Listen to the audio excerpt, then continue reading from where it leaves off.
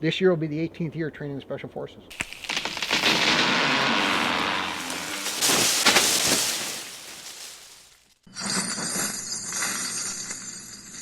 The more information they have gives them the greatest opportunity to come home. It's interesting that you mentioned the more information they have allows them to come home, and that's kind of bring that philosophy right back down to the Joe average guy like me going in the woods. That's my goal too, and that's your teaching philosophy, is just to get people home safe. Absolutely, and I mean, that's how I started, and even today, I mean, my son's avid in the bush, and I got a couple nephews that are starting to do the canoe tour things and stuff, and my message is the same for them, of my own kin, as it is for everybody else, is before you go in the bush, you got to have planning before the playing. It's great to be out there and be adventurous, but you have to understand that it can be a nasty place. It can be a place where, you know what, you're going to get into so much trouble so fast and not see it coming, you don't even know what's happened. So I'm trying to give people the opportunity through suggestions to say, you know what, let's plan a little bit. Let's make sure we have a good plan. Let's walk through it. Let's map it out. Let's make sure that we have the tools that we need. We have the knowledge components. We understand that safety is paramount in the bush before we venture out and play. Because if you're going to be in the bush yourself and get hurt, it's one thing. But if you're going to be in the bush and little Johnny's with you and he's getting hurt too, that's a bad day. Nobody wants to be there. Exactly. Okay, so it's great to have the opportunity that we can share these experiences, and I'm grateful that you're interested in the suggestions that I have. And today I brought a little bit of gear with me today, which I think is realistic for the environment that we're in, for the season that we're in. We have snow on the ground. A few things that individuals should have with them when they come into the outdoors, and it's all about really having some comforts to make sure that you're safe. So my question to you is, when you started going into the outdoors, what were you thinking you would want to accomplish in the outdoors? When I started, mostly I was trying to visit places that I'd heard of that I hadn't seen yet, and that were beautiful landscapes and stuff that we had locally, more so than going out and camping and doing that kind of stuff.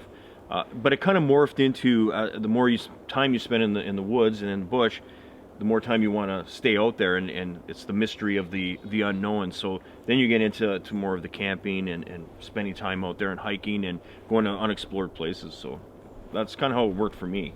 Okay, and that's a good answer. So my next question to you is, when you think of the word survival, what does survival mean for you? What shows up in your mind when you think survival? So we're out here today. If we walked 100 yards over there and sat down and said, okay, today our days went all bad, we're in a survival situation, what would you think survival would mean to you? Same thing that I think you mentioned earlier, is just getting home. Like that'd be my main goal, is to get home. And so surviving is to me is being able to adapt yourself to the conditions you're in.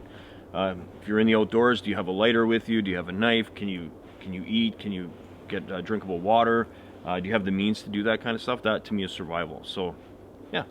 So to me, the biggest part with survival, I always try to tell people, is the planning is the most important part of everything. So offering good suggestions is great, but you have to be able to understand that the suggestions that you're getting have to be based on something. So I think through all this, what we're going to do is we're going to have some camera time, but we're also going to spend some time in the forest doing some of these skills. So you get to see them in the real, but then you get to live the skills at the same time. So when you come back on camera, you'll have the opportunity to have the story to say, you know what, this worked for me, and having this tool is a good tool so I don't end up in a survival situation. So I think a lot of the series is going to be about the education of it, taking the best suggestions, working the suggestions, and at the same time not putting yourself in a survival situation. So if we can go out today and not have to take anything out of this pack, that's a success as far as I'm concerned. Absolutely. So like Al has mentioned, we're gonna try to do a little bit of a series here. We're gonna come back from periodically when Al and I can get together, and we're gonna look at different facets of bushcraft, survival, just bush preparedness, so that you're going to feel more comfortable going out in the woods. And that's our kind of our goal.